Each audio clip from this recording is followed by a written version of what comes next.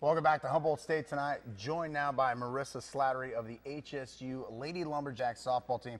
Our run of great players continues, and now we move into softball season. Had your teammate Natalie Galletley on from softball earlier in the year. Now you bat right behind her in the lineup, so it's only fitting that we have you on now. Thanks for joining us.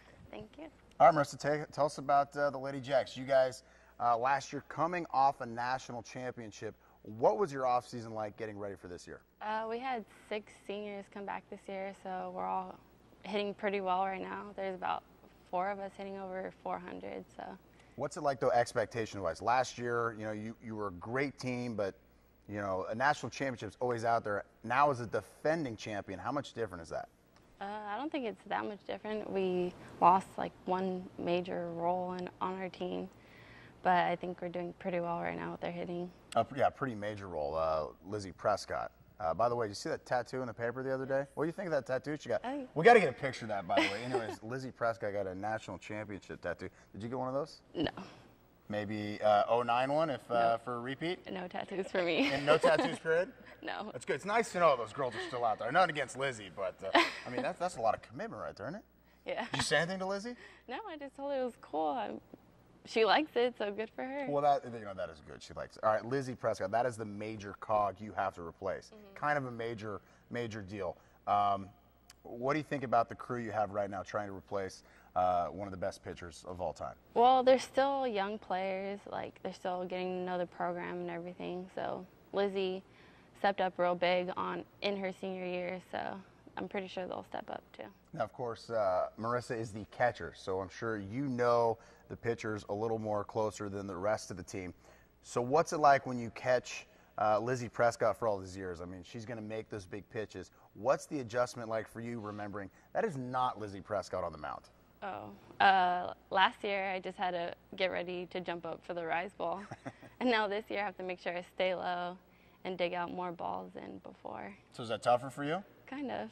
Kind of. Now, yeah. What about, do you find yourself sometimes, you're a senior, you're a veteran leader, reminding yourself that you've got to treat these pitchers different than you did with Lizzie? I think I have to go out and talk to them a lot more, go out and calm them down more than Lizzie.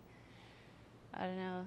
Lizzie, it was easy, just go out there and say, oh, okay, you're okay, don't worry about it. But now, like, you have to really look at them and be like, you're fine, don't worry about it. So not only are you back there catching the ball physically, like you said, digging them out or going for rise balls, you're kind of part-time psychologist as well, trying to talk to these girls and get them calmed down a little bit? Kind of. They're young, so I have to talk to them a lot more.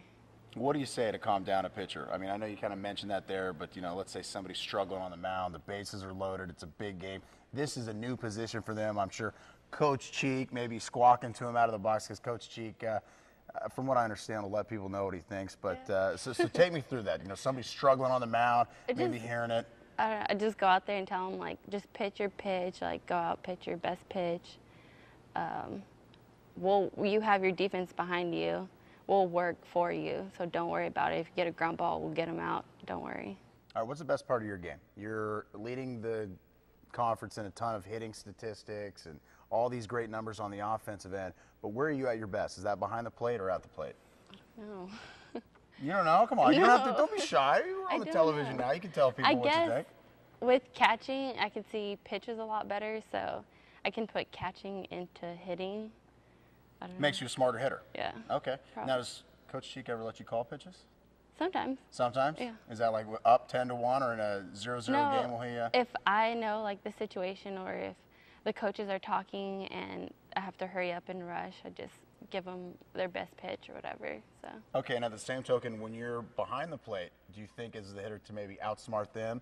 Because, hey, they're probably looking for this here, and change it up a little? Sometimes, like, if I see the hitters adjust, I'll call a different pitch than the coach, and then I'll tell the coach what I did.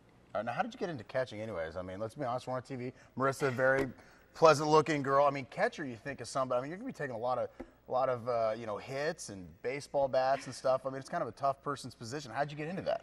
When I first started, I always wanted to be a catcher when I first started softball. Then I got tired of it and turned into like a third baseman and first baseman. Then all of a sudden, my freshman year in high school, my coach was like, we need a catcher. And I played with another girl in travel ball, and she was like, Marissa, you're a catcher. Just go catch. I was like, no, I don't want to. And then just ended up catching. This is a pretty good decision. Yeah. All right. So. Frank Cheek's going to join us later in the show. He, maybe by the time the show airs, will have 1,000 wins. Close. I think it's 998.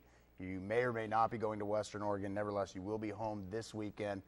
What's it like playing for Frank Cheek?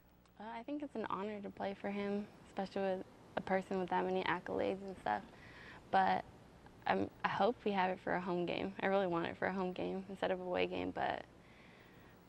So is it okay to lose a couple then for Coach? Tell him, Coach, if you lose those, Coach, we want you to do it at home? No. Is he going to be okay with that? Not at all. Marissa Slattery joining us here on Humboldt State tonight.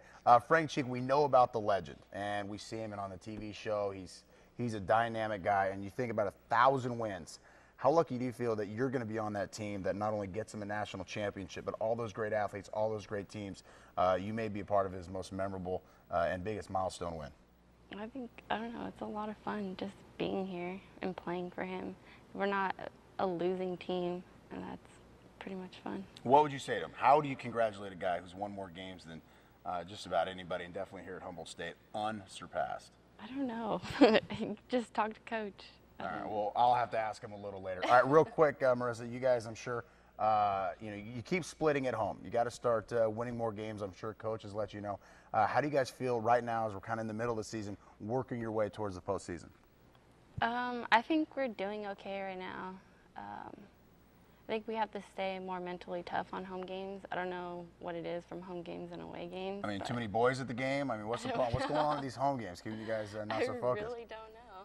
It's always that second game or the first game, but somehow we split, and we hardly ever split at home. All right, well, we look forward to seeing the Lady Jacks. Hopefully, weather pending, you will be at home this weekend, and you can check out Marissa. She'll be behind the plate, jumping around, diving, and then smashing the ball and trying to drive in her teammate, Natalie Gladley. That wasn't so bad, now was it? No. She lived to tell about it. She was a little concerned. I mean, come on. Steve Kinder joins us next right here on Humboldt State tonight.